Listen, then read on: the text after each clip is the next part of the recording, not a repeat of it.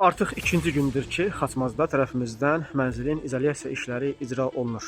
Birinci növbədə mərtəbə arası haqqında sizə məlumat verək. Gördüyünüz kimi, birinci növbədə boşluq hissələr poliuretan izolyasiya məhsul vasitəsilə dolmalıdır ki, yuxarı ilə aşağıda hava işləməsin. Yəni, iyi qoxu bu birinci mərtəbədən ikinci mərtəbəyə keçməsin. Hərçənd vurulan izolyasiya, mineral yunu, daş yunu, bunlar hava keçirtmə qabiliyyəti var. Amma poliuretan izolyasiya məhsulunda heç bir halda hava keçirtmə qabiliyyəti olmadığı üçün məhz iyidir, qoxudur.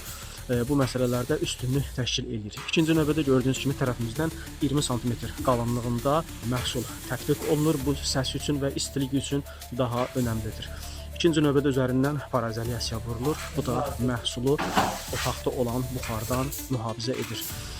Üçüncü növbədə keçək yuxarı mərtəbəyə. Yuxarı mərtəbədə gördüyünüz kimi mansard hissəsidir. Mansarda nəzərə alsaq ki, qeyri-standart formada yığılıb. Yəni, dam texnologiyası baxımından düzdür, amma mansard texnologiyası baxımından məhz qeyri-standart sayılır. Qeyri-standart mansardın da əlbəttə ki, alternativ yolu məhz poliuretan püskürtmə izolyasiyadır. Xeyirli olsun sahibinə. Növbəti videolarda geniş və izahlı məlumat verəcək. Davamını izləməyi unutmayın. 114 İzolyasiya qrupu Xaçmazda.